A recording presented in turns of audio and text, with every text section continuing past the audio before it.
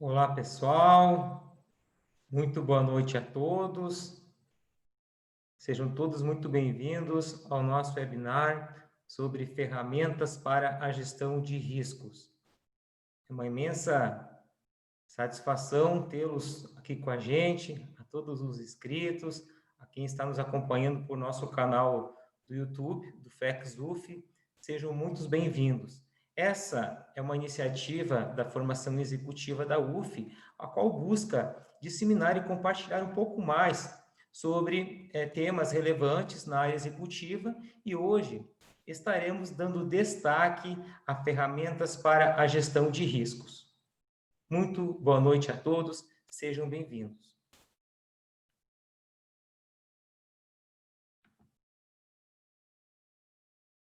Quero dar, inicialmente, as boas-vindas aos nossos convidados. Inicialmente, ao professor Ari Carlos de Oliveira. O Ari, que é engenheiro naval pela Escola Politécnica da USP, graduado e titulado mestre em engenharia naval pela Escola Politécnica da USP em 2003. Tem experiência profissional dividida em 3 períodos distintos a consecutivos: área corporativa, indústria de bens e capital sob encomenda.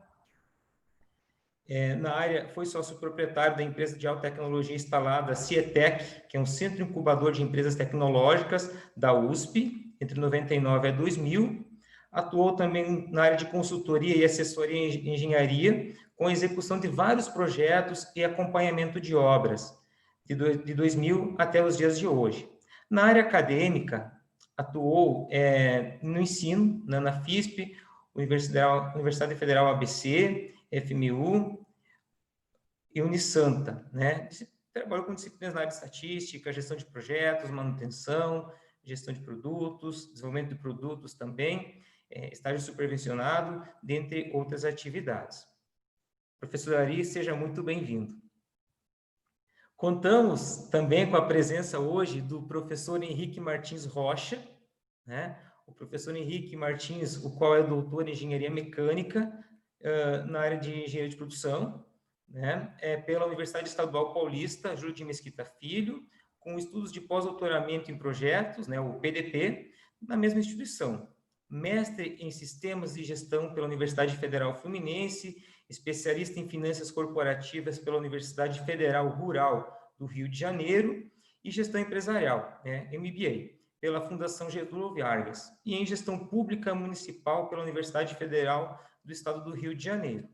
É engenheiro mecânico pela Universidade Estadual do Rio de Janeiro, com aperfeiçoamento e desenvolvimento de produtos, Engineer Excellence, pelo Rochester Institute of Technology.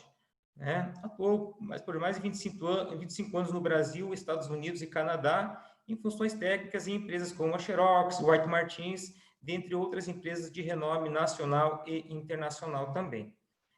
Seja muito bem-vindo, professor Henrique. É um prazer contar com sua presença conosco hoje. E temos também a presença dos nossos moderadores, né, professores da UF, eu, professor Andrei Bonamigo, o qual faço parte do Departamento de Engenharia de Produção da Escola de Engenharia Industrial Metalúrgica de Volta Redonda. Temos também, contando com a gente aqui, o professor Nilton Narciso Pereira, o qual também é professor da Universidade Federal Fluminense, do Departamento de Engenharia de Produção, da Escola de Engenharia Industrial Metalúrgica de Volta Redonda.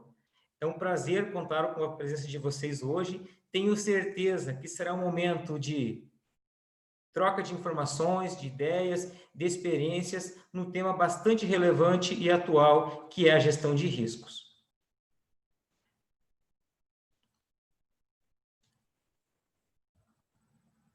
Passo, então, aqui a nossa agenda do nosso encontro hoje, uma breve estrutura para a gente estar nos guiando no nosso encontro, que inicialmente estaremos no primeiro tema, que onde está o risco, né, com o professor Ari.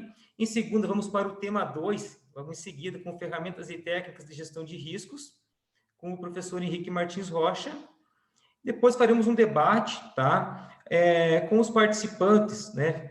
Vocês que estão inscritos no nosso webinar, fiquem à vontade para mandar sua pergunta, a sua dúvida, a sua consideração no nosso canal do WhatsApp, que será um prazer trazer aqui para debatermos em conjunto. né? Falaremos um pouco de uma possível forma de se qualificar na área de gestão de risco, né, advinda do FECSUF, a nossa formação executiva, e depois iremos para considerações finais, então. Logo em seguida, eu vou colocar também na apresentação aqui o WhatsApp, tá? Para quem não está inscrito, aproveite depois para mandar sua pergunta, sua dúvida, será um prazer contar com você. Fiquem bem à vontade para participar conosco.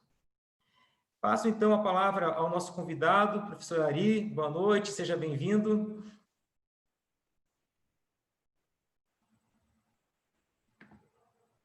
Ari, eu vou ativar seu som aqui. Está sem o som? Tá. Fica à Boa noite a vontade. todos. Agora sim. Boa noite a todos, né? Agradeço aos participantes desse evento pelo interesse no assunto a ser tratado, né? Agradeço à Universidade Federal Fluminense, campus de Volta Redonda, das pessoas dos professores Andrei e Newton, pelo convite, e à companhia do professor Henrique, que tive o prazer de conhecer nesse momento, nesse evento. A pergunta que eu coloquei, onde estão os riscos, é uma pergunta que sempre a gente se faz, né? Porque a gente só vê o risco. Mas o risco ele é proveniente de uma situação de perigo existente na nossa redondeza, na nossa vizinhança. Certo? Então, o perigo está em todo lugar, às vezes numa intensidade ou escondido. O primeiro perigo que eu coloquei são os perigos urbanos, aqueles que nós passamos ao lado e às vezes nem percebemos. Calçadas mal conservadas, que provocam quedas, ruas escuras e mal iluminadas, e os buracos, né, nas estradas e ruas que provocam perdas materiais, como de um carro ou um acidente. Tá certo? Então, esse daí é um perigo que existe e a gente convive com ele. Por quê? Consegue desviar, consegue, às vezes, não ter uma fatalidade, consegue já xingar, né, as pessoas que estão responsáveis pelo calçamento e não contribuem para conserto, né? Mas ele está bem próximo a gente. Tá? Por favor. Para mudar, por favor. Isso. Outro risco também que existe na nossa vida, né, são os riscos financeiros. O perigo financeiro, né? Um caso marcante recente foi em 2008, a crise nos Estados Unidos, né, que provocou, do Lehman Brothers, que provocou uma quebra generalizada em todo o mundo, uma paradeira, né? Impactou o mundo inteiro. Ela foi há 12 anos atrás, né? Talvez todos tenham participado, sentido o efeito desse perigo, né? Dessa ocorrência, e é um perigo que ele afetou de uma forma geral o mundo inteiro, chegando até no Brasil. Eu, pessoalmente, eu perdi 2 serviços que eu estava trabalhando, realizando por causa da crise. Outros perderam, os danos foram maiores. Então, o que ocorreu aí? Foi o negligenciamento do risco existente no perigo de se realizar empréstimos a pessoas que não teriam condições de devolver o dinheiro. Então, eles provocaram, pela necessidade de vender muito, o excesso de endividamento, que na hora de ter o retorno desse dinheiro para o caixa, ele não ocorreu. E ela foi uma crise violenta, né? Por favor, o próximo. Perigo tecnológico. Esse é o mais próximo da gente de engenharia. São os perigos que ocorrem em equipamentos, processos e atividades industriais, certo? Se uma máquina quebra, ela tem um perigo de quebrar. O risco dessa quebra pode ser uma consequência catastrófica ou não. Se você tem um processo, esse processo sofre um processo químico, ou um processo, ele sofre uma quebra violenta, ininterrupta ou abrupta, você vai ter uma consequência danosa, certo? Eu escolhi aqui como exemplo, né, o desastre de Chernobyl, que ele ocorreu em 1986, eu acompanhei por jornais essa tragédia, né? Depois disso, eu fui trabalhar na Marinha, no projeto nuclear. Aí eu ouvi muitos comentários e muita preocupação com esse fato. As histórias chegaram de outra forma, não como chegavam dos jornais. Foi um evento impactante. Ele provocou uma descarga de energia equivalente a 200 bombas de Hiroshima. Ele foi, até agora, né, o pior acidente possível com consequências ambientais. Nesse evento, ocorreram 59 fatalidades imediatas, mais de 4.000 pessoas faleceram com câncer de tireoide e mais de 600.000 pessoas foram afetadas pela radiação, com consequências até hoje. A zona de exclusão em torno do acidente cobre cerca de 2.600 quilômetros quadrados. Tá? Então, ele foi um impacto violento. E o que ocorreu aí? Foi uma manobra de um dos reatores, eram 4 reatores, um deles ia passar por um teste, ele não suportou a carga do teste e explodiu. Entrou em falência, entrou em sobreaquecimento e foi um evento que demoraram para colocar a tampa de concreto, né, em cima, jogando concreto. A maior parte das vítimas são os pilotos de helicóptero que levavam aquele concreto até para encobrir, né? Então foi um evento realmente impactante, né? Depois disso, muitas atividades de risco tomaram outra rumo, impactando de forma a se ter o cuidado com a gestão do risco, identificação dos perigos, a análise das consequências e atitudes a serem adotadas para evitar uma consequência maior como foi essa. Tá? Então, essa daqui foi algo muito forte e vai ter agora uma série pela Netflix sobre o acidente. Para quem não tem noção ou não teve conhecimento, eu acho interessante assistir, porque ela é um ensinamento muito importante sobre a necessidade de se ter uma gestão de risco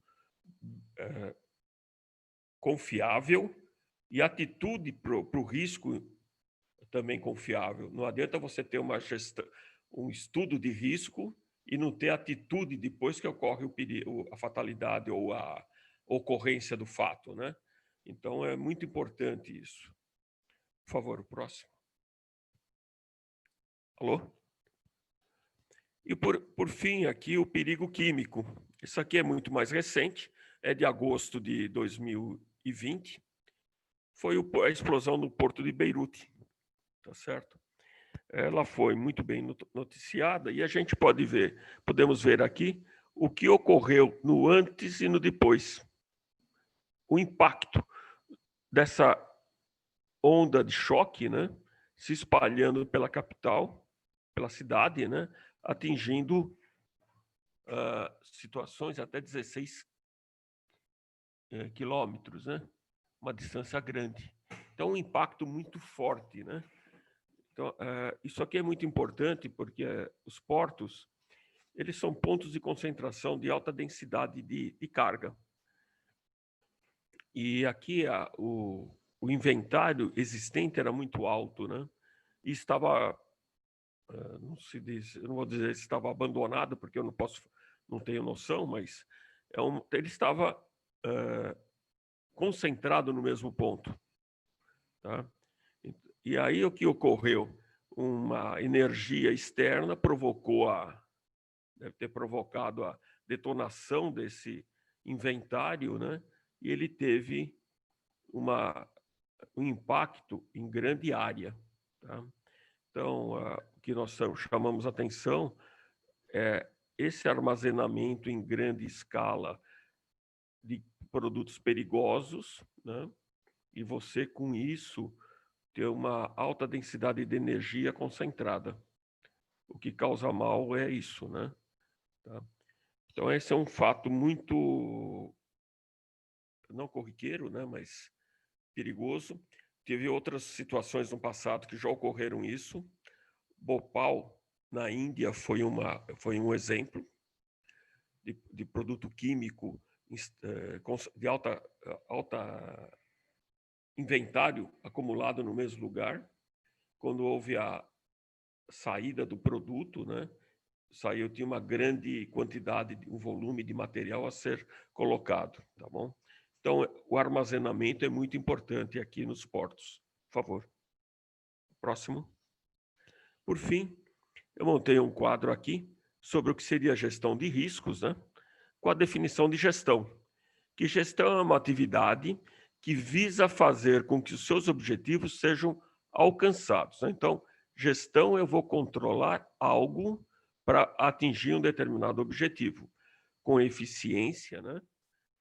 Efetiva, eficaz, eficiência, eficaz e eficiente, tá certo? É uma atividade de gestão. E o risco é uma identificação do perigo, que é a condição para que possa contribuir para que aconteça um risco. Tá? Eu posso ter o perigo, mas não ter o risco acontecendo. Uma usina nuclear como de Angra, ela é intrinsecamente segura. Por quê? Eu tenho o perigo, mas eu tenho as ações que visam controlar esse perigo de modo a minimizar o risco. Tá certo? Então, eu estou trabalhando na probabilidade. E gestão de risco, de acordo com a norma ISO 31000, é a terminologia utilizada para um conjunto de ações estratégicas. Então, eu tenho a ação de planejar, realizar o projeto, controlar e averiguar. É um ciclo PDCA em cima de um risco, de um perigo, tá bom? É isso aí que eu teria para falar. É muito motivante para mim trabalhar nessa área, porque com ela eu contribuo para que as fatalidades sejam reduzidas e as perdas financeiras e ambientais também, tá certo? Eu agradeço a todos e passo a palavra ao professor Henrique. Alô? Bem, agradeço muito a sua fala, professor Ari, explorando esse contexto e os fundamentos envolvidos na área de riscos e na gestão propriamente dita. Antes de eu dar continuidade, eu queria agradecer ao professor Andrei, ao professor Newton, organizadores do evento, pela oportunidade de nós podermos discutir um tema tão relevante, algo tão importante para qualquer atividade da nossa vida, vida pessoal, aspectos profissionais, e todas as decisões que tenhamos que tomar em qualquer um desses ambientes. A fala do professor Ari foi muito interessante, porque quando falamos de risco, nós não estamos falando do evento, do ocorrido. A explosão não há mais risco, já explodiu. Um desmoronamento, idem. Um vazamento que venha a poluir o oceano, já aconteceu. O risco diz respeito à possibilidade dessas ocorrências. Ou seja, qual desses eventos ou quais desses eventos podem ocorrer, em que circunstâncias, etc. Então, quando falamos de gestão ou gerenciamento de riscos, estamos falando não do que já aconteceu, mas do que pode acontecer. E esse é um aspecto interessante. No slide que está sendo mostrado para vocês agora, do lado esquerdo tem um livro bastante interessante, Desafio aos Deuses. A fascinante história do risco.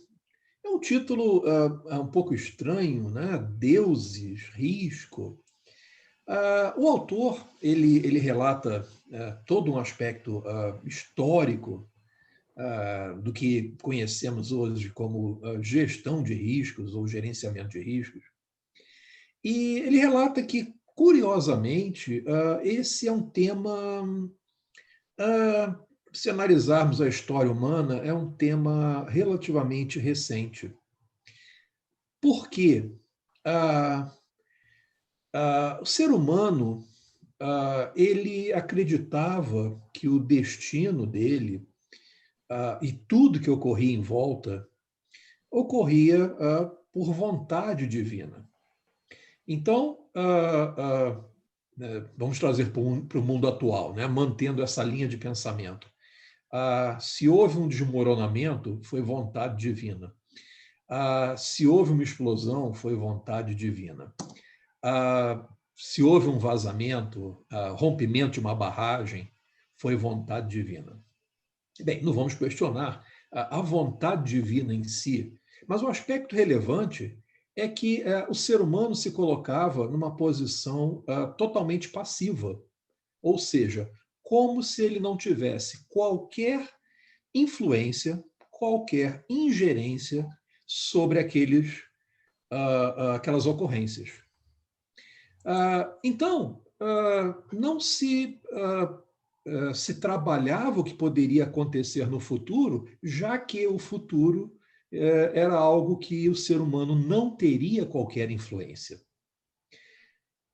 Bem, vamos pensar de uma forma bastante pragmática, trazendo para o nosso dia a dia.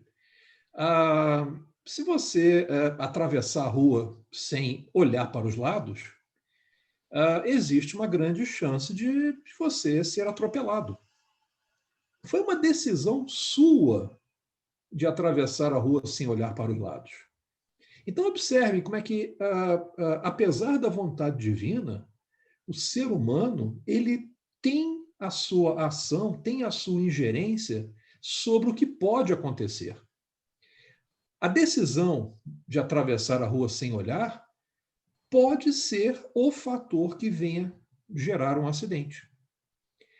Por mais óbvio que isso seja para nós hoje em dia, no passado não havia essa percepção. Então, como eu falei, era aquela postura passiva do ser humano. Deus ia decidir. O fato dele atravessar a rua sem olhar ou não tinha qualquer influência, porque seria a vontade divina que faria com que ele tivesse um acidente ou não. Obviamente, isso foi avançando. Como curiosidade, nesse mesmo slide, vocês podem ver alguns ossos, né, com nome estranho, astrágalo, que é um osso no tornozelo, e ele era usado para jogos de azar, como chamamos hoje em dia, né? E esses ossos, se vocês prestarem atenção nas imagens, eles são totalmente irregulares. E eles eram usados como dados. O que parece totalmente estranho, porque um dado ele é totalmente irregular, totalmente simétrico, justamente para que qualquer resultado possa ocorrer sem que majoritariamente você tenha algo com maior ocorrência. A probabilidade de ter qualquer um dos lados ocorrendo quando você joga um dado é 1 em 6. Uma ocorrência dentro das 6 possíveis, que são os 6 lados do dado. Tudo igual. Então, como é que se jogava um dado com os ossos que não eram regulares? Obviamente, por diferença nas dimensões, na forma, etc., haveria algum lado que haveria maior probabilidade de cair. Mas isso não era preocupação. Porque a percepção é que o lado do osso que fosse cair era a vontade divina. Então, reparem como é que tudo ficava sem uma base de tomada de decisão do hoje para o amanhã. A propósito, essas moedas que são mostradas abaixo, né, são representações do jogo com o astrágalo. Mas vamos voltar ao jogo. Mas será que jogando muitas vezes não se ia perceber que tinha um lado que caía mais do que o outro?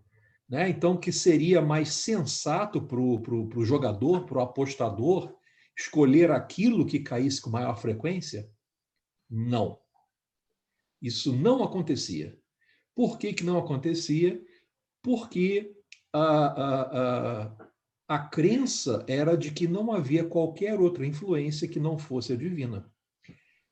A precisão de você ter lados iguais ou não, cair mais um lado do que o outro, não fazia parte da análise da interferência humana. Era tudo vontade divina. Professor André, pode avançar, por favor? Bem, nós tivemos 3 marcos que a gente pode sinalizar para essa mudança de percepção. Esses marcos não ocorreram ao mesmo tempo, mas foram 3 pilares que levaram à percepção de que o risco é algo que existe com probabilidade. Se você atravessar a rua, é uma ação de risco que pode fazer com que ocorra um acidente. Quais foram esses 3 marcos? Vamos começar pelo que está no meio. Renascimento e reforma protestante. Formas diferentes dos seres humanos lidarem com a religião.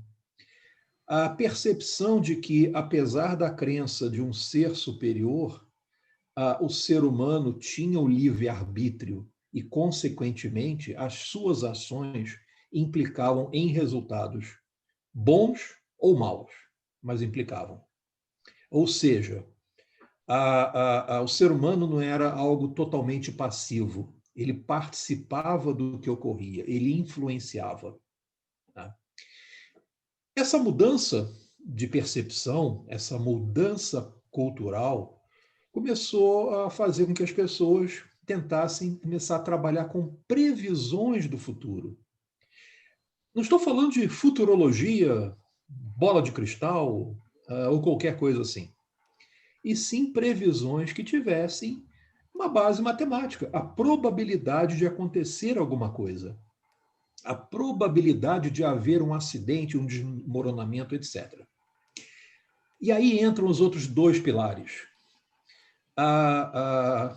Os algarismos indo-arábicos, que abriram toda uma gama de possibilidades de contas, de cálculos, que eram extremamente limitados com outros sistemas de numeração, como sistemas romanos, e também a criação da imprensa como conhecemos, né, por Gutenberg, ou seja, os tipos móveis. Ou seja, uma mudança cultural, uma mudança de percepção, a percepção da função do ser humano afetando o que vai ocorrer no futuro, a possibilidade de fazer contas, ter um apoio matemático que era muito difícil antes, e a possibilidade da disseminação do conhecimento, dos achados. Ou seja, começaram a surgir alguns estudos, por exemplo, de expectativa de vida das pessoas. A possibilidade de acidentes nas grandes rotas marítimas. Ou seja, começou a se trazer matemática para mensurar o que poderia acontecer em termos de probabilidade. E os estudos começaram a ser disseminados pela possibilidade de você ter agora material impresso, tá? e divulgar isso. Senhor André, pode avançar mais um, por favor? Pois bem, chegamos então a um ponto em que, hoje em dia, a gente já tem uma percepção que é totalmente diferente. O risco é baseado não mais na possibilidade, mas também na probabilidade. Então, nós mensuramos o risco e tomamos decisões a partir disso. Mas que tipo de decisão a gente está falando? O que eu vou fazer? Bem, a lógica que se tem no gerenciamento de riscos é se existe a possibilidade de alguma coisa acontecer, eu vou me posicionar quanto a essa possibilidade. Se eu tiver como identificar uma probabilidade, a minha análise vai ser mais assertiva, porque agora eu sei que tem uma alta probabilidade de ocorrer ou uma baixa probabilidade. Muita gente ouve falar, é comum, o transporte aéreo é o meio mais seguro que temos. E isso parece ser estranho para algumas pessoas, né? Mas como assim? Se o avião cair, morre todo mundo. Então, como é que é seguro isso? É seguro porque a probabilidade dele cair é muito pequena. Quando houve o ataque às Torres Gêmeas, aconteceu um fenômeno interessante. Interessante em termos de gerenciamento de risco. No primeiro momento, as companhias aéreas foram proibidas de funcionar. Depois, aos poucos, começaram a ser liberadas. Mas os viajantes ficaram muito preocupados com aquilo. Eles tinham medo de viajar de avião, devido ao que ocorreu com o ataque das Torres Gêmeas. Né? E se eu estiver no avião e alguém quiser fazer mais alguma coisa... O que aconteceu? Nos Estados Unidos, muita gente deixou de viajar de avião para viajar de carro, para fugir do risco do avião. E o que aconteceu foi o seguinte: a taxa de acidentes com automóveis é muito superior à taxa de acidentes com aviões. Com essa migração das viagens de avião para automóvel, mais acidentes ocorreram, mais pessoas se machucaram e mais pessoas morreram do que morriam antes. Você teve um aumento nas fatalidades em viagens, por uma migração do avião para o automóvel. Então, reparem, como é que o aspecto de probabilidade é extremamente relevante na tomada de decisão. E o risco, ele é isso. O risco não é o fato, é a possibilidade, a probabilidade da ocorrência dele. Nós tomamos decisões em condições de risco a todo momento, em todo lugar.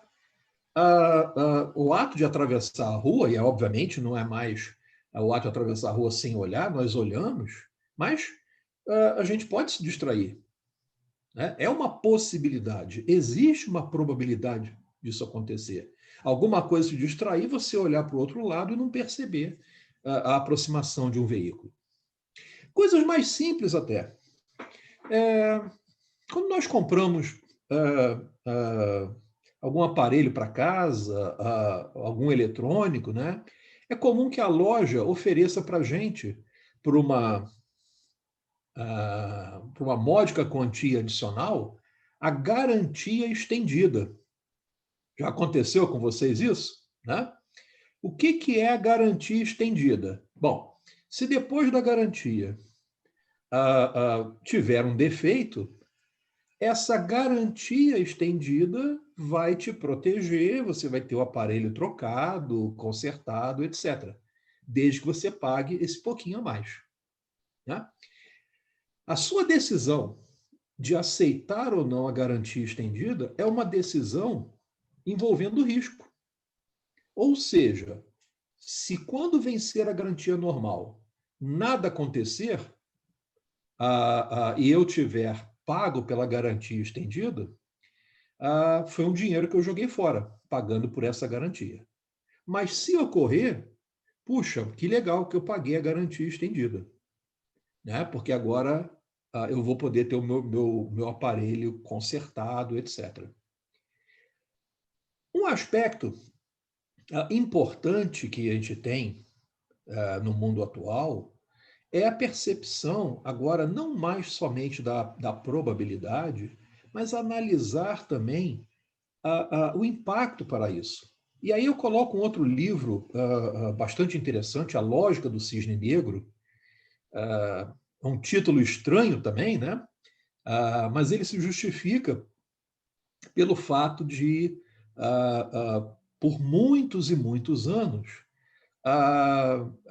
se acreditar que todos os cisnes no mundo fossem brancos, né? Até que se descobriu a existência muito limitada, muito poucos, de cisnes negros. Ou seja, era algo diferente, algo improvável, algo desconhecido, mas que existia. E o autor, ele é um estatístico, ele trabalhou muitos anos no mercado financeiro, ele explica muito bem essa lógica do cisne negro. Aquilo que nós desconhecemos, aquilo que nós acreditamos que não exista, aquilo que nós acreditamos que não é possível, quando isso ocorre, os impactos são maiores. Por quê? A gente não se preparou para aquilo. A gente não esperava por aquilo. Então, esse autor, o Nassim Taleb, ele destaca de uma forma muito interessante essa lógica do gerenciamento de riscos. Se a gente gerencia os riscos e toma decisões baseado no que nós conhecemos, existe uma grande possibilidade de nós subestimarmos o que pode ocorrer. Porque a gente pensa no que é provável, mas a gente esquece que há coisas que são pouco prováveis, mas que são possíveis. Eu falei há pouco do ataque às Torres Gêmeas. Todos foram pegos de surpresa. Não se esperava, não se contava, não se supunha que aquilo fosse acontecer. Mas aconteceu, então era algo possível, obviamente. Então, a análise de risco leva em consideração a probabilidade, mas leva em consideração também o impacto, a mensuração do efeito que a ocorrência daquilo que o risco prevê possa acontecer. Bem,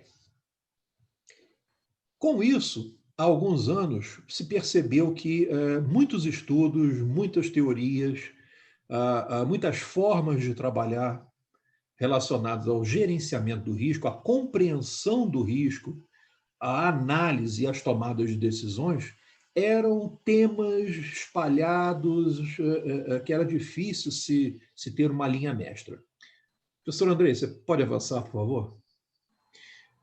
E aí foi lançada a norma ISO 31000, aí a 31010 que a complementa, de gestão de riscos.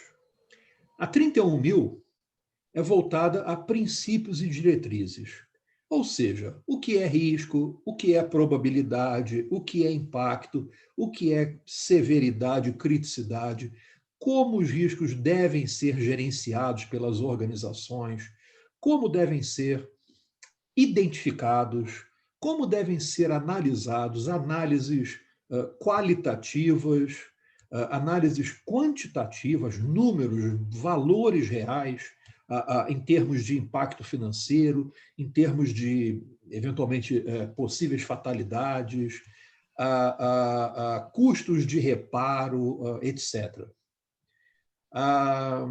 E também, dentro dessa norma, como devem ser desenvolvidas as respostas aos riscos.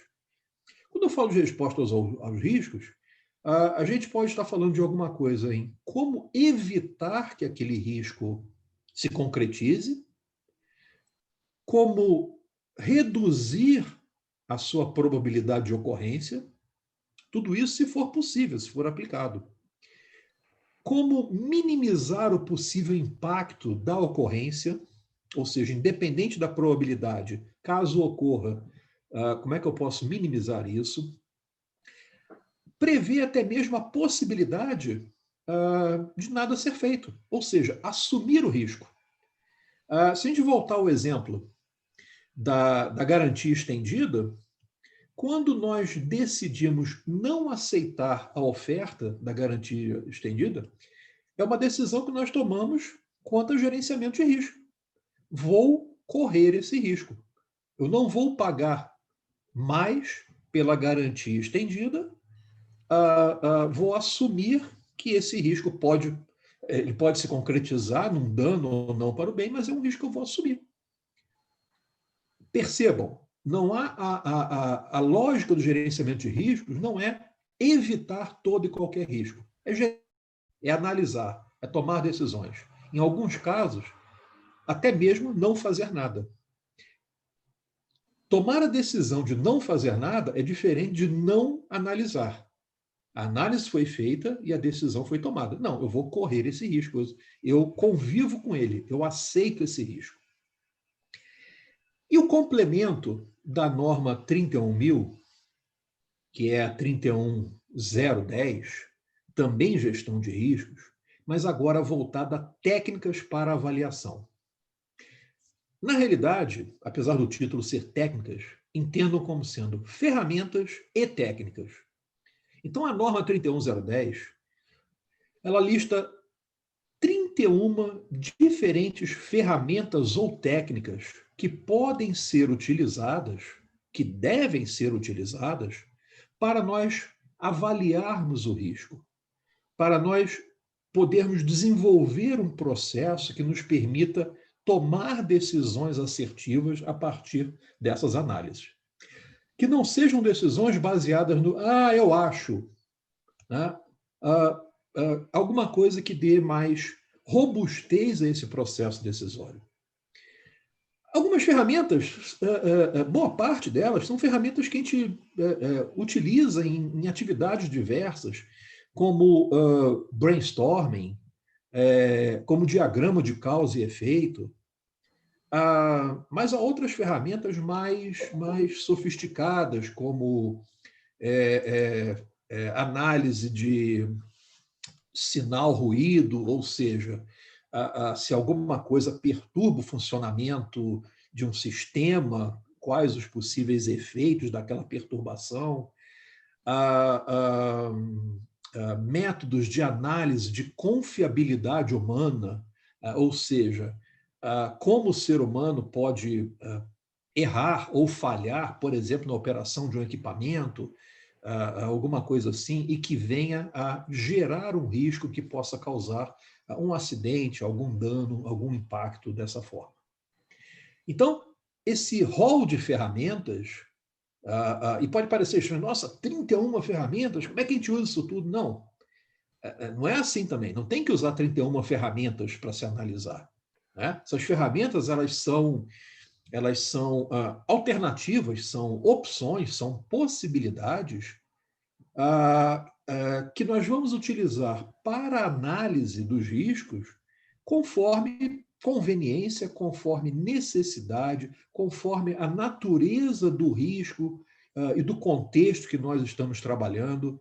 Algumas ferramentas nos auxiliam na identificação dos riscos, outras nos auxiliam numa análise mais qualitativa, outras numa análise mais quantitativa, etc. Então, são possibilidades de uso. De uma forma geral, não se usa uma ferramenta só também, é comum se utilizar 2, 3, às vezes 4 ferramentas, conforme o contexto que nós temos, para que nós possamos tomar decisões assertivas, como eu falei no início, que podem valer para a vida pessoal, mas principalmente são bastante utilizadas no ambiente profissional, empresarial, zelando pelo desempenho das organizações, dos sistemas e da sociedade como um todo. Bem, essa foi a breve apresentação sobre do que se trata o gerenciamento de riscos e as ferramentas existentes, né? Eu não teria tempo aqui para discutir todas elas, mas a ideia é que vocês possam visualizar a existência de métodos estruturados e técnicas que são comprovadas e adequadas para o gerenciamento de risco. Professor Andrei? Obrigado, Henrique. Obrigado, professor, aí pelas considerações.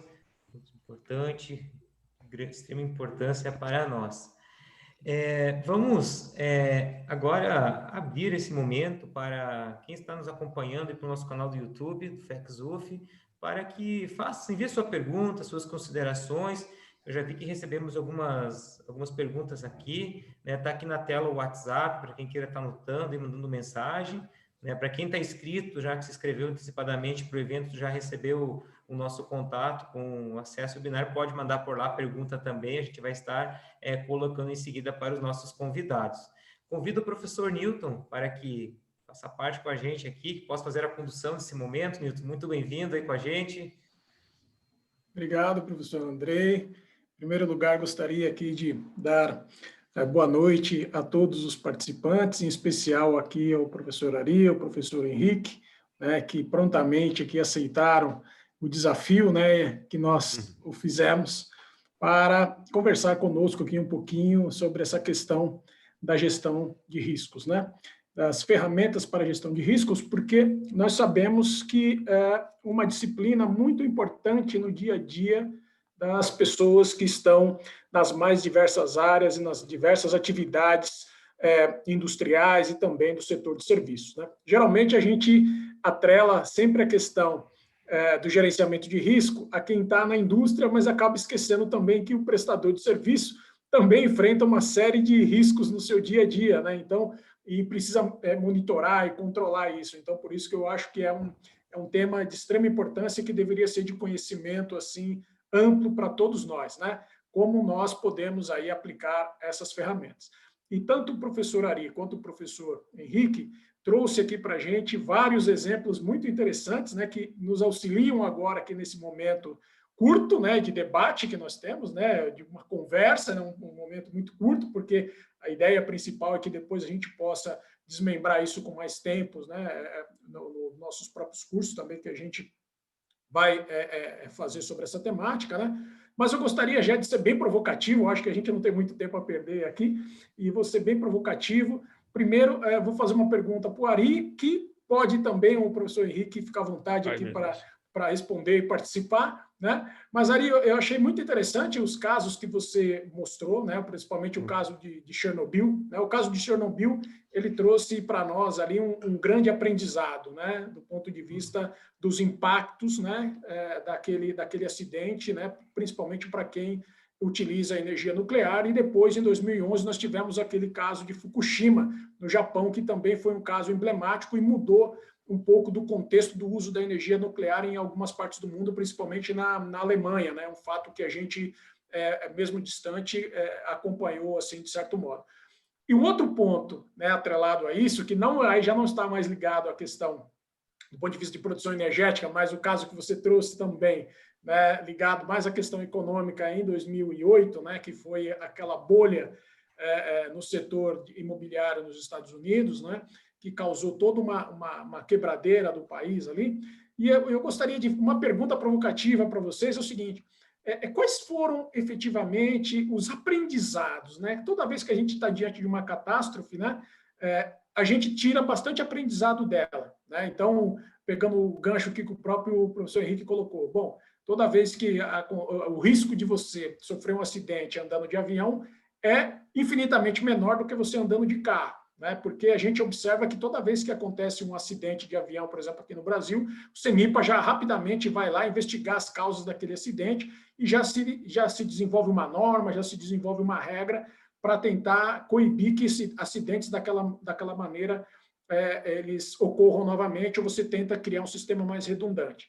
Partindo desse contexto provocativo aqui que eu coloquei para vocês, eu gostaria de que vocês explicassem um pouquinho qual é o aprendizado que a gente tira diante de catástrofes e como que as organizações, sejam elas públicas e privadas, do setor industrial e de serviços, podem absorver esses exemplos para o seu dia a dia de modo a mitigar os riscos dos seus próprios negócios e empreendimentos? Então, uma pergunta que eu gostaria de fazer para vocês.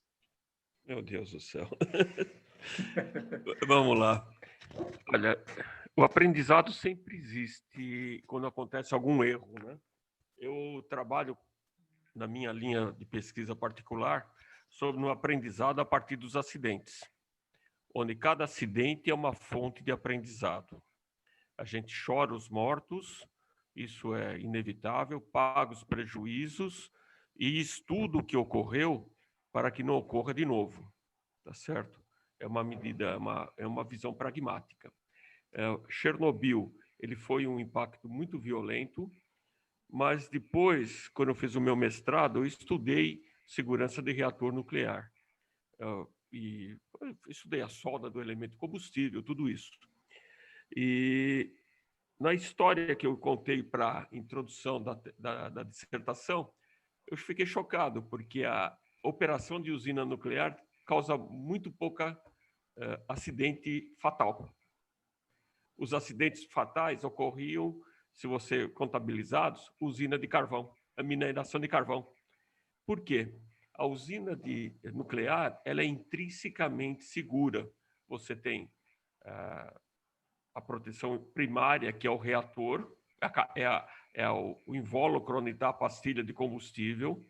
Depois você tem a segunda proteção, que é o próprio reator. Depois, a terceira proteção já é o encapsulamento de concreto. Então, você tem uma proteção, 3 barreiras de proteção. Além do que, você trabalha em manutenção preditiva. Você tem os ensaios em que você vai observando a operação e tentando identificar possíveis desvios dentro da usina nuclear. Então, ela é intrinsecamente segura, apesar da alta densidade energética existente naquele ponto. Uma mina de carvão, que a gente julga ser de baixa risco, onde ocorreram os maiores fatalidades. Então, o que eu vejo, primeiro, é isso, né? A usina nuclear ela teve um aprendizado muito grande em cima do risco. E a usina de carvão, que é mais relaxada, mais antiga, tem mais fatalidade. Isso que eu vejo, né, Newton? Não sei se eu fugi da resposta, mas é assim que eu vejo. Quanto maior o risco, a possibilidade de perigo, maior é o cuidado que a gente toma. Alguns estudos dizem que acidente de carro, por falta de cinto de segurança, eles ocorrem muito próximo quando você sai do seu lugar de casa ou quando você está chegando na sua casa, porque você já solta o cinto e relaxa. Quando você está no trânsito pesado, você tem maior segurança.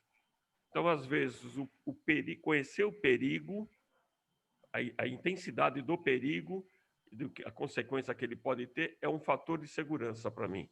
Que nem nós estamos vivendo um momento de pandemia, eu fiquei preso em casa 1 mês. 1 mês não, 2 semanas ou pouco. Mas eu tomei muito precaução de ouvir, né? Aí, quando eu entendi que era a transmissão via aérea, né, respiração e tal, eu comecei a sair. Mas sair de que forma? Sozinho, evitava aglomeração, por minha conta, entendeu? Porque eu me conscientizei do perigo. Eu acho que o que faz falta é a conscientização do perigo existente em determinada região. É isso, tá bom? Então, essa conscientização vem da experiência. Tá? Então, Bom, Henrique, por favor, você quer falar? Sim, sim. Bem, deixa eu começar pelo final. Por favor. A colocação do professor Ari sobre o cinto de segurança foi muito interessante, né? Isso é um fato. E eu só queria acrescentar, na realidade, a ocorrência desses acidentes, digamos, próximos de casa, ela é muito grande, não só nessa situação da pessoa soltar o cinto, mas por aquele relaxamento. Nossa, a pessoa faz uma viagem de 2 horas, 3 horas, né? Nossa, já cheguei na minha cidade, já estou perto de casa, ele dá aquele relaxamento. Ele dispersa a atenção, aquele cuidado. Ele estava tenso, ele estava preocupado com o que ocorria em volta, chegou perto de casa, ele relaxa, né? E aí realmente os acidentes ocorrem. Eu queria começar por essa parte final. Voltando agora à parte inicial, um aspecto relevante quando a gente fala desses acidentes, usina atômica, acidentes com avião, de uma forma geral, quando a gente estuda isso, a gente invariavelmente chega à conclusão que não houve uma causa única. Ah, foi isso que aconteceu de errado e causou o acidente. Não. Foi isso que aconteceu de errado, junto com isso, junto com isso, junto com isso, junto com isso. Né? Um somatório de fatores que isoladamente não levariam à ocorrência do incidente ou do acidente, mas que combinados causaram aquilo. Então, esse aspecto do aprendizado, quando ocorre, é justamente se identificar aquela situação em que você tem a composição de tantas variáveis simultaneamente que aquilo tinha escapado, né? Escapado de uma análise prévia. Eu gosto de dizer que o gerenciamento de risco ele começa quando nós exercitamos o Murphy que existe em nós. Né? Qual é a lei de Murphy? Se alguma coisa errada pode acontecer, ela vai acontecer. Né? Então, o gerenciamento de risco, acho que começa por aí. Né? Pensar como Murphy, o que pode acontecer errado? É a base de tudo. Né? Todo o resto surge daí. Então, a gente não consegue pensar em tudo. Né? Então, tem aquela composição de fatores que não foi pensada e aí acabou virando um acidente. É um aprendizado, mas ainda tem um aspecto que torna isso mais complexo ainda. Aquela combinação de fatores realmente levou ao acidente. Agora, muitas vezes, essa combinação de ocorrências, né, de fatores, pode voltar a existir e não ocorrer o acidente. Isso torna mais complexo ainda. Ou seja, aconteceu uma série de coisas, porém o acidente não ocorreu. Então, isso torna mais difícil essa possibilidade. Então, é um aprendizado grande, porque se explora o que ocorreu e se explora também por que aquela ocorrência eventualmente vai causar um impacto ou não. O gerenciamento de riscos é uma ciência sem fim. Eu arriscaria dizer que a gente nunca vai chegar ao ponto de dizer, bem, agora nós esgotamos tudo que poderíamos pensar em termos de gerenciamento de risco. Temos pleno domínio. Não, de forma alguma.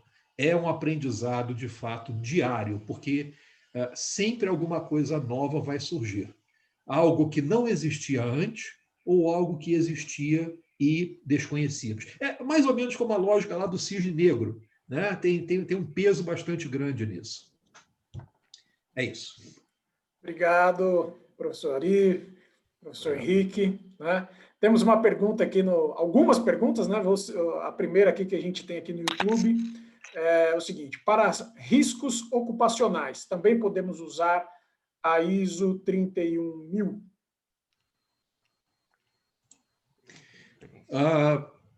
Pode sim. Na realidade, esse grande... as duas normas, né, a 31000 e a 31010, a 31000, ela, digamos, ela orienta como as organizações devem trabalhar para o gerenciamento de riscos. É algo processual. Mas para qual risco? Para qualquer um. Diferentes naturezas, diferentes características, diferentes contextos vão levar a diferentes decisões. E, pensando na 31010, também a escolha de diferentes ferramentas. Mas não essa norma, quando ela foi desenvolvida, ela não foi pensada para ser algo focado, ao contrário, foi pensada para ser algo abrangente, para que possa ser utilizada em qualquer contexto, em qualquer situação. Bem. Temos mais uma pergunta aqui também do Alexandro aqui. Os riscos quantitativos são levantados, creio, de maneira direta, mas os riscos qualitativos são obtidos eventualmente por conhecimento de especialistas. Qual é a abordagem do coordenador ou facilitador para conseguir dados ou informações qualitativas que apontem os riscos isentos de defesa de interesses?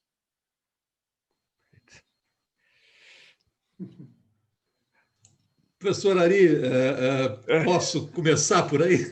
Por favor. Bom, é uma pergunta interessante. Ela é difícil de responder pela parte final, né? Isento de interesses faz toda a diferença aí, torna isso tudo muito complicado, né? Porque nós estamos falando de seres humanos e o ser humano ele nunca é 100% isento, tá? Mas o fato é, o levantamento de dados, bem, são números, né?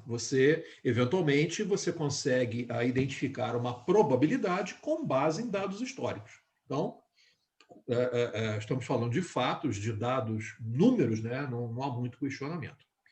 A dificuldade ocorre realmente quando não se consegue esse tipo de levantamento e vai se fazer de uma forma qualitativa.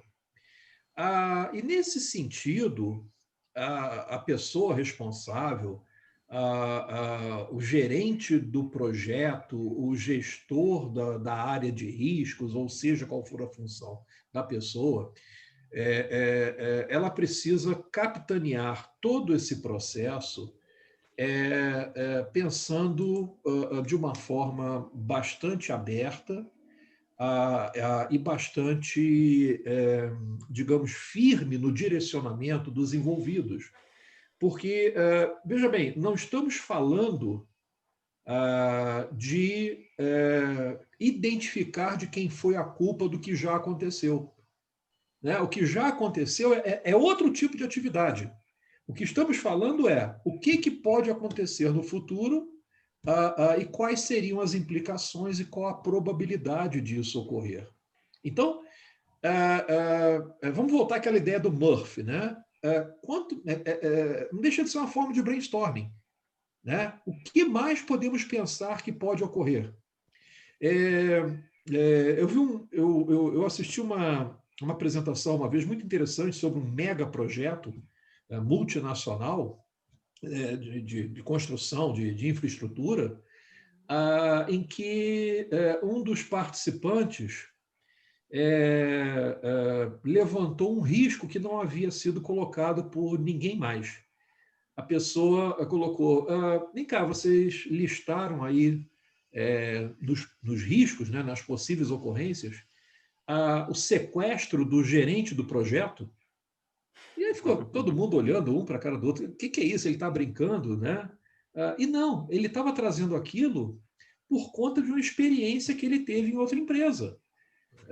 Uma mega construção, e tinha lá, era um país que tinha lá uma guerrilha, lá, alguma coisa, e sequestraram o gerente do projeto.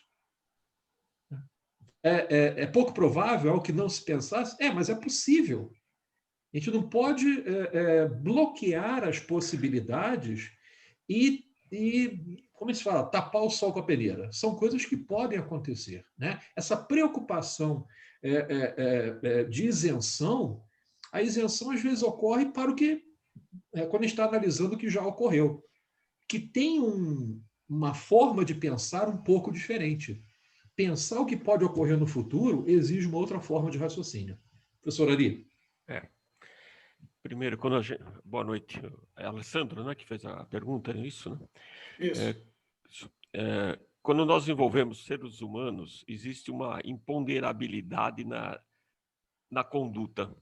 Tá? Eu tenho muita experiência com perito judicial.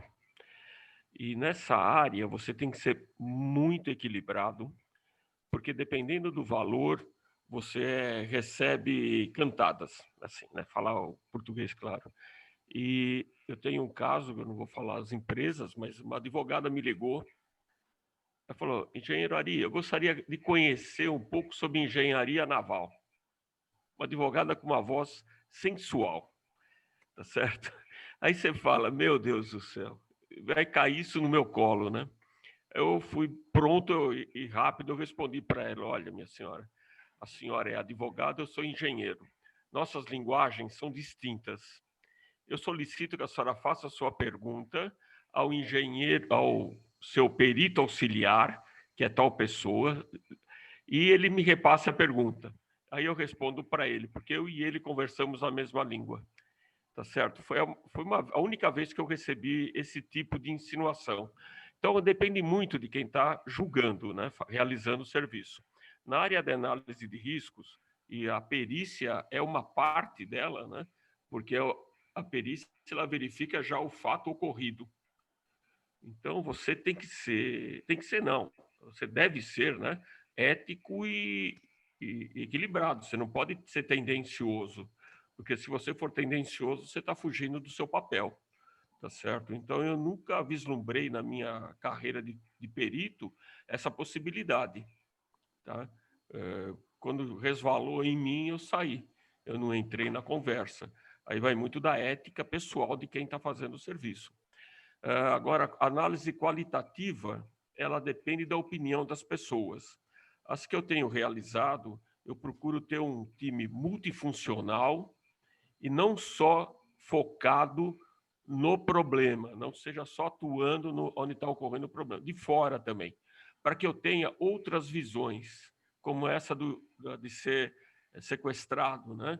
Talvez, se alguém tivesse um problema desse, na hora falaria, e eu colocaria como uma possível causa, um possível perigo a ser evitado, tá certo? Então, dentro da análise qualitativa, eu vejo dessa forma.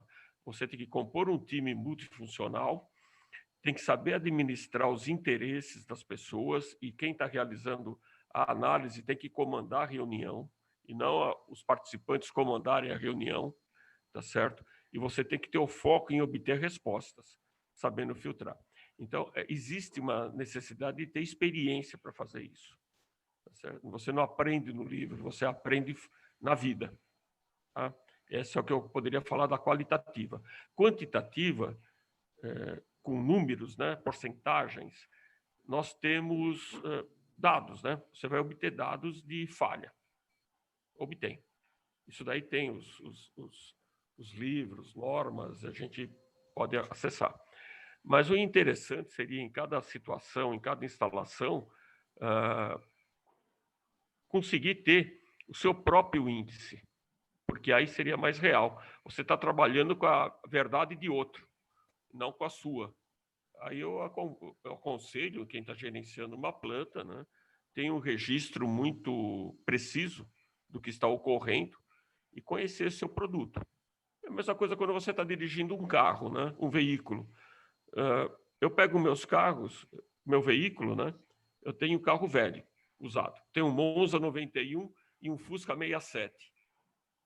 Eu saio com os dois na maior tranquilidade, porque eles estão com a manutenção correta, e eu sei que se eu colocar numa estrada, eu só não vou chegar rápido com o Fusca, mas eu vou chegar, tá certo? Por quê? Eu tenho confiança, a confiabilidade no meu produto, e eu tenho anotado as falhas que ele dá, tudo. Uma planta é a mesma coisa, a mesma filosofia que eu vejo.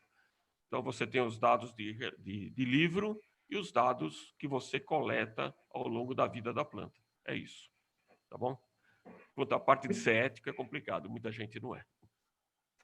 Muito bem, nós temos mais perguntas aqui, hein? Então vamos lá.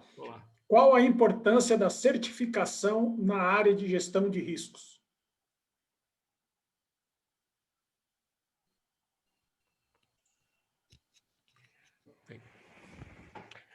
Fiquem à vontade. Posso começar? Já estou falando, vou falar também, vai. Vai lá, professor. É o seguinte, todo professor, quando começa a falar, fala muito, então tem que tomar cuidado. Vocês puxam a orelha aí.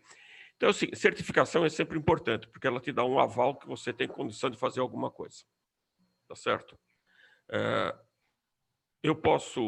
Uma certificação vai dizer, essa pessoa tem a qualificação necessária para uma determinada atividade. E ela tem que ser respeitada.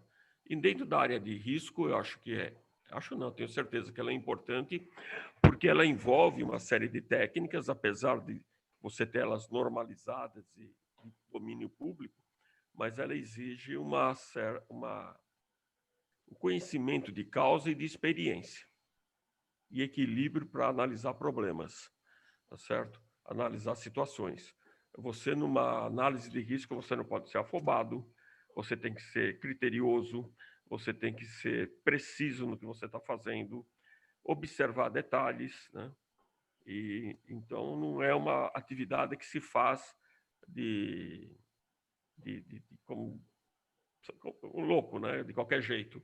Você tem que ter um condicionamento pessoal para isso, tá certo? Tem que ser ponderado. É uma análise, ela tem que ser profunda. Você tem que saber até onde ir, tem que ter o equilíbrio para identificar aquilo que o professor Henrique falou, que é o risco. Eu sei que pode ter um risco que eu vou aceitar, o risco tolerável. Saber até onde você pode ir, porque não existe instalação 100% segura. Você tem que saber onde pode chegar, tá certo? Então, é importante ter uma certificação, sim. Tá bom? Um aspecto que eu acrescentaria é que, quando nós falamos dessa certificação na área de riscos, né, a gente não tem uma situação, digamos, uma norma certificadora ampla, né? O que se tem são certificações focadas em áreas específicas. Então, por exemplo, o pessoal de informática, né, tem, por uma questão de segurança de dados, etc., existe todo um processo de certificação profissional nesse sentido, né? O pessoal da área financeira também tem as certificações lá, porque se lida lá com riscos de crédito, riscos de imagem, o próprio risco operacional, que na área financeira tem um significado um pouco diferente do que é o risco operacional na área industrial. Então, as certificações que existem, elas são focadas, elas são para áreas específicas. Tá? Não existe uma certificação geral. A própria 31.000, ela não é uma norma certificável, né? Ela é uma norma de orientação, de recomendação.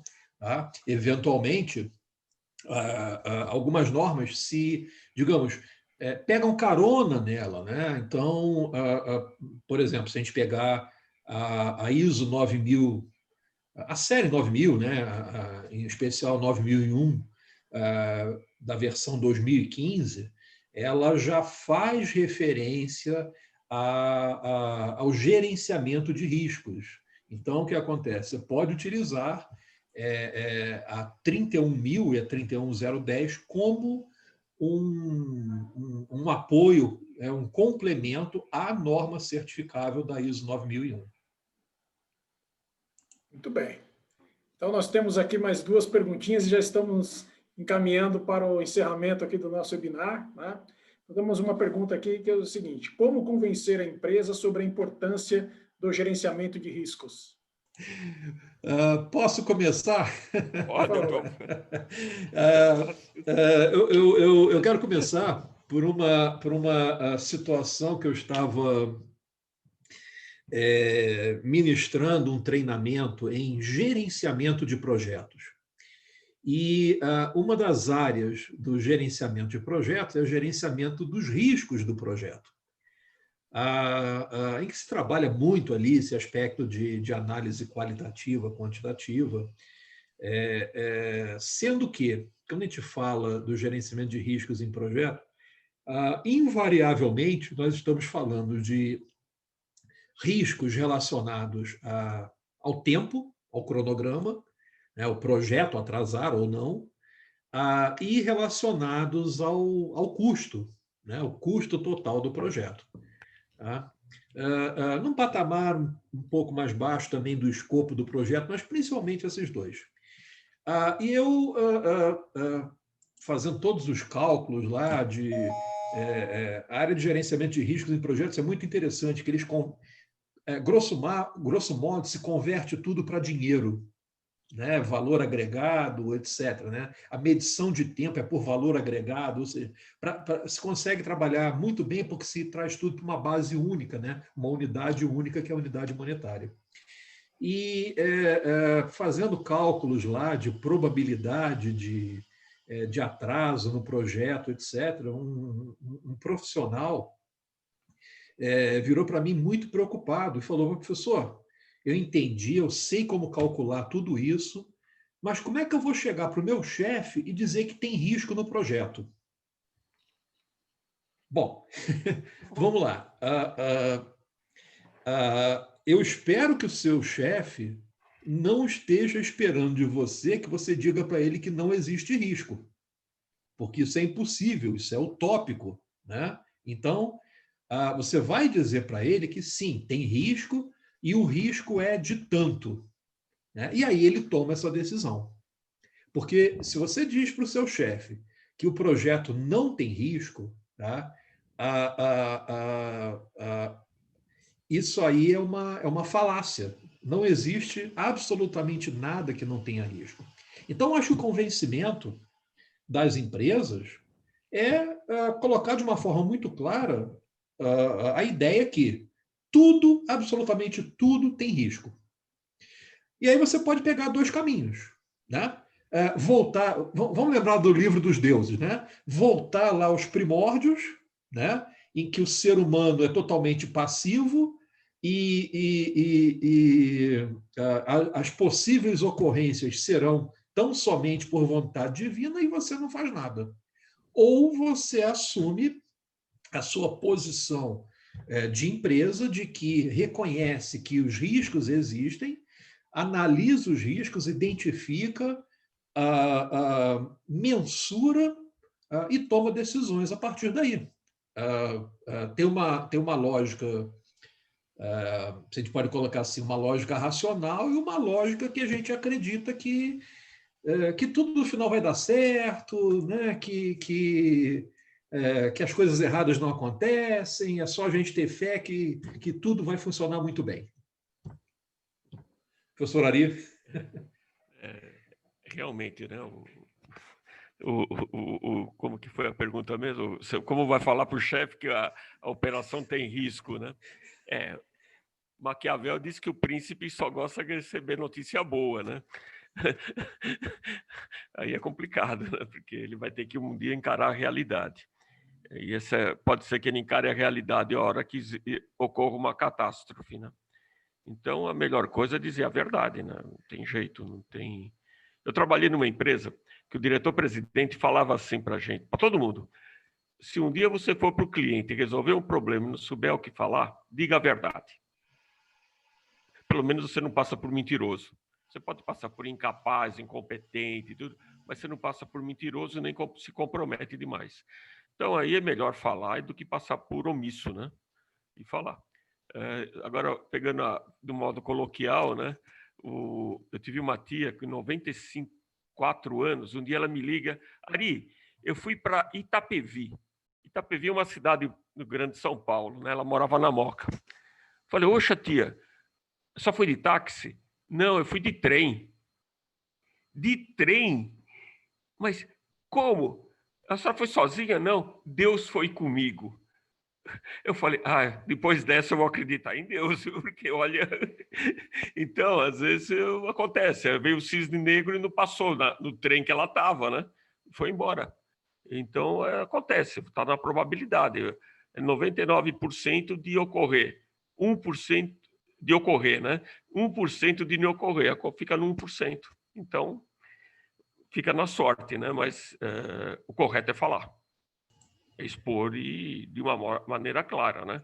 E mostrar quais são as ferramentas que ele tem que adotar para mitigar o problema ou minimizar, ou evitar, né? É isso. Professor Ari, se me permite um complemento, né? Pode falar. Na área de gerenciamento de riscos de projeto, é comum que se tenha digamos, um espectro de valor financeiro envolvido. Sim. Então, se tem um projeto, se estabelece uma base, por exemplo, esse projeto vai custar 1 milhão, ok. E aí se faz uma análise de risco, inclusive combinando com matriz SWOT. Quais são as oportunidades, quais são as ameaças, etc. E se quantifica essas oportunidades e essas ameaças. Inclusive a quantificação em termos de impacto e em termos de probabilidade. Então, com isso, você tem um valor base do projeto, você tem um valor esperado do projeto. O que é o valor esperado? O valor base mais a probabilidade das oportunidades ponderada pelos valores em si, e considerando também a ponderação das oportunidades e ameaças, ou seja, o lado positivo e o lado negativo. Com isso, se tem o quê? Além do valor base, se tem o valor esperado do projeto. E se faz ainda mais 2 análises com os mesmos dados. Uma visão otimista e pessimista. A visão otimista é nenhuma das ameaças se concretizando, porém as oportunidades se concretizando 100%. E se faz o contrário. Uma visão pessimista, em que nenhuma das oportunidades se realiza e todas as ameaças viram casos reais. Então, você passa a ter um espectro do projeto em termos de valor. Olha, numa visão pessimista, esse projeto vai ter um custo de 5 milhões. A base dele era 1 milhão, numa visão pessimista vai ser 5 milhões, o valor esperado é de, sei lá, 1 milhão e 200, e uma visão otimista é de 700 mil. Pronto. Aí o tomador de decisão, ele tem todo um espectro. Olha, está aqui, ó, né? Não estou trazendo para você um número único. Estou abrindo um leque de valores. A gente vai ficar em algum ponto ao longo desse espectro. É uma decisão que ele vai tomar muito mais concreta, muito mais robusta, do que ele ter somente um número, né? Porque número é o quê? Número é média. Né? E média é aquele negócio, você bota a cabeça no refrigerador, bota o pé no forno, na média a temperatura está boa, né? Mas não significa absolutamente nada. Tá certo. Ok. Muito bem, muito bem. Temos uma pergunta aqui para o professor Ari. A pergunta é a seguinte. Professor Henrique também, por favor. Os desastres nucleares, além de Chernobyl, aconteceram também em Three Mile Island, nos Estados Unidos, e em Fukushima, no Japão. A tecnologia difere no que diz respeito aos acidentes, e apesar desses acidentes serem raros, a gravidade é mais alta. Então, gostaria de que vocês debatessem um pouquinho desse assunto. O que eu falei, né, numa pergunta, numa resposta anterior, é que é muito raro acontecer, mas quando acontece, ela é grave. São 3 acidentes impactantes, cada um deles com uma causa. Chernobyl, eles foram realizar um teste nos reatores, antes que eles tinham que fazer um desligamento e religar. Ele não absorveu, ele não entrou em carga, então a bomba não fez o resfriamento, não teve energia, e ele fundiu o núcleo. Só que ele era, agora eu estou falando no acho, hein? Ele era aberto. E a radiação foi, só que espalhou.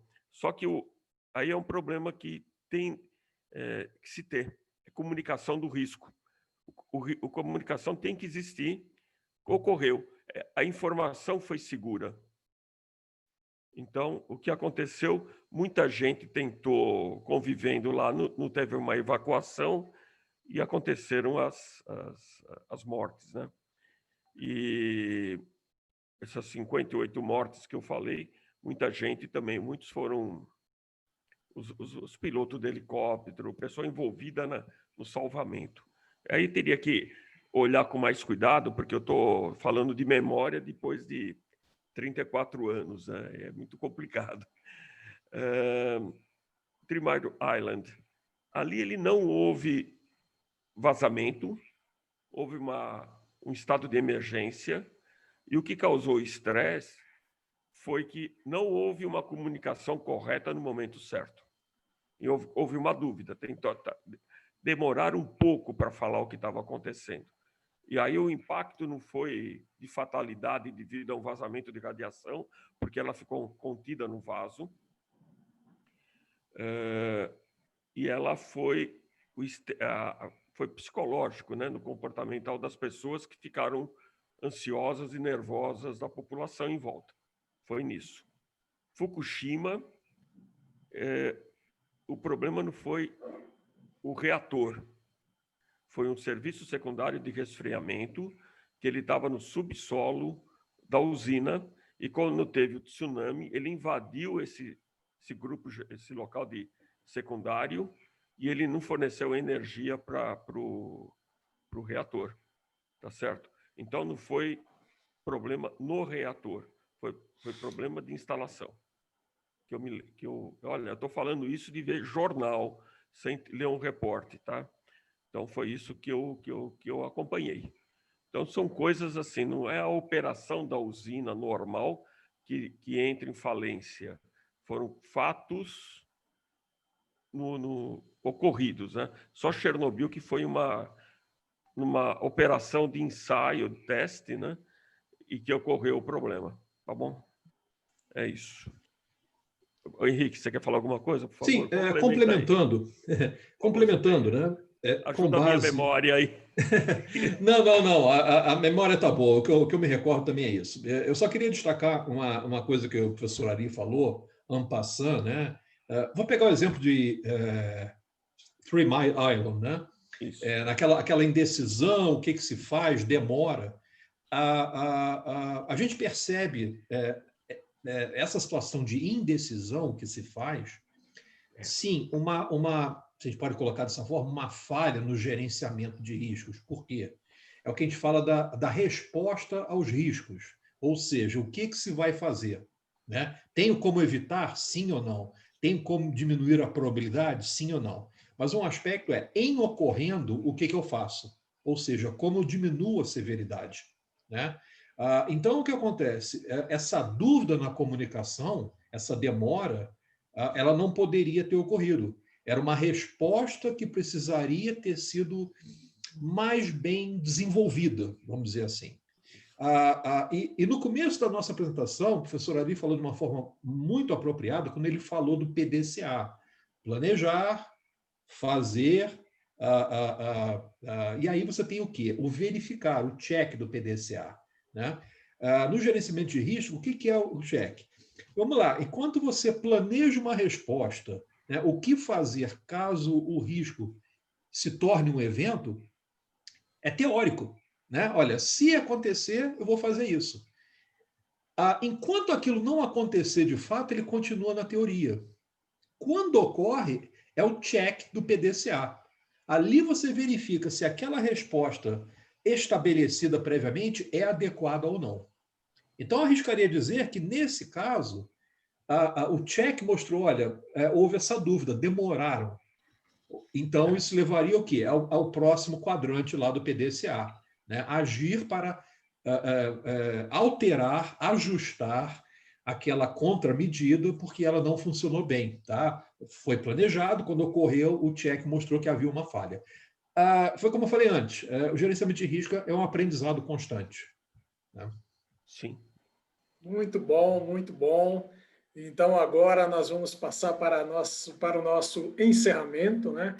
Essa etapa que faz parte de todo o processo, tem um início, meio e fim, né? Então, gostaria de parabenizar o professor Ari, o professor Henrique, o professor Andrei, que organizou também aqui o evento, né?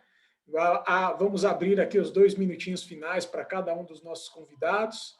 Depois eu passo a palavra para o encerramento para o professor Andrei, por favor. Professor Ari? Opa, sou eu.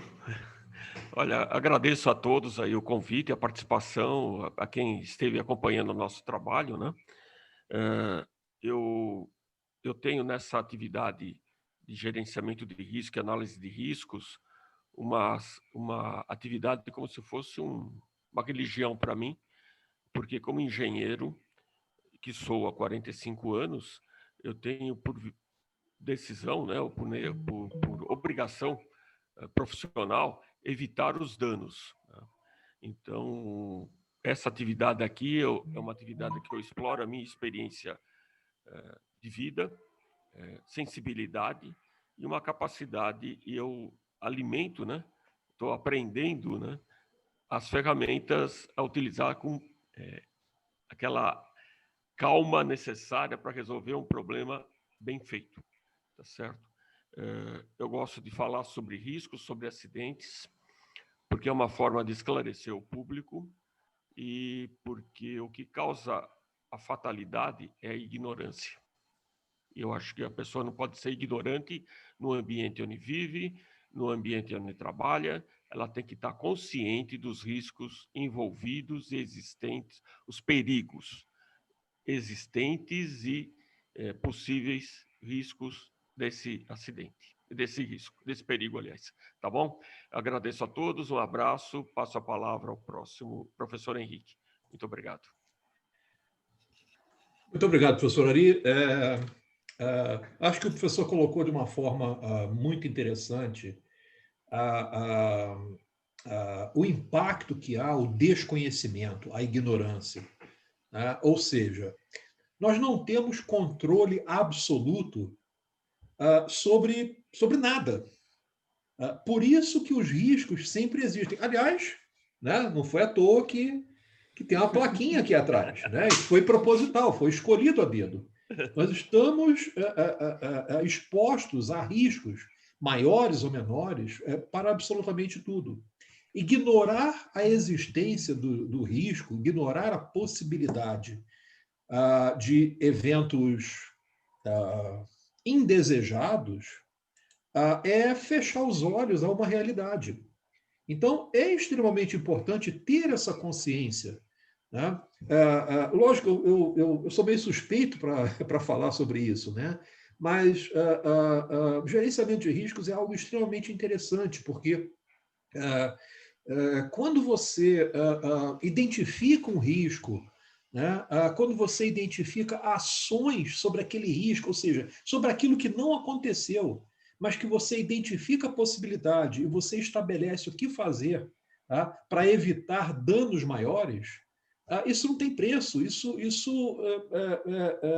não é só uma realização profissional, é algo que tem um valor de autorrealização, de autoestima enorme, porque é o ser humano agindo para fazer o que for melhor para ele e para os seus semelhantes e para tudo que existe ao nosso redor. Então, é algo que a gente tem que trabalhar no gerenciamento de riscos. Com certeza. Professores. Muito obrigado. Então, vou passar agora aqui a palavra ao professor Andrei. Agradeço a todos os nossos ouvintes, todos aqueles que fizeram perguntas muito interessantes aqui para os nossos palestrantes e enriqueceram aqui o nosso debate. Então, agora eu passo a palavra ao professor Andrei, que fará o encerramento. Nós vamos só para o professor Henrique e o professor Ari, nós vamos aqui depois encerrar a transmissão pelo YouTube. Gostaria que vocês ficassem um pouquinho aí conectados, por favor. Tá bom? Bem. Professor Andrei, por favor, pode encaminhar o encerramento. Obrigado. Vamos para um encerramento assim bastante satisfeito com um encontro assim, digamos, sensacional, né? A gente pôde sensibilizar um pouco mais hoje da importância da gestão de risco, né? Trabalhar esse efeito de incerteza dentro do ambiente organizacional, né? E a gente também consegue, acho que com esse fechamento aqui, ver que a gestão de risco ela acaba transpassando toda uma cultura organizacional, né? A gente falou de comportamento do indivíduo, né? Um aspecto qualitativo, quantitativo, falou de atitudes do indivíduo também, valores da organização. Então, a gente consegue identificar que todas as ações que a gente vê, em especial pela ISO 9001, né, que traz gestão de risco muito nitidamente na versão 2015, o quanto o risco acaba sendo importante e está ganhando um espaço muito expressivo, especialmente nas situações muito recentes. Agora a gente pode pegar pelo coronavírus, por exemplo, né, para as organizações a vir a trabalhar a gestão de risco internamente, no seu contexto que se posiciona também, né? Saímos, então, satisfeitos, né, com o encontro.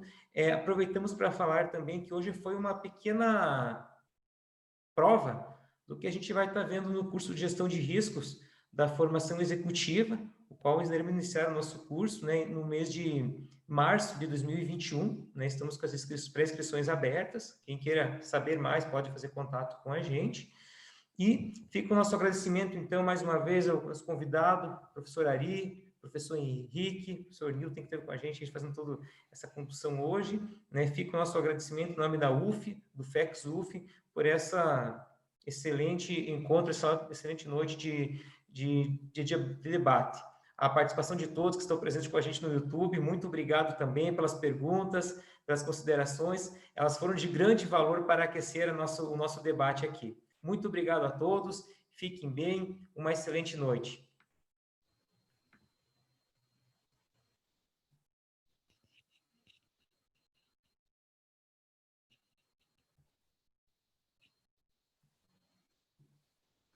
Pessoal, a gravação foi interrompida. Tá bom. Ufa. Para mim ainda estava aparecendo, para mim ainda estava aparecendo um recording aqui. Ah, deve estar, acho que dá um delay de 10 segundos, mais ou menos. Ok. Que eu encerrei. Tá. A transmissão você encerrou também, né? Sim, só está gravando aqui, eu vou parar a gravação também. Só um instante, por gentileza.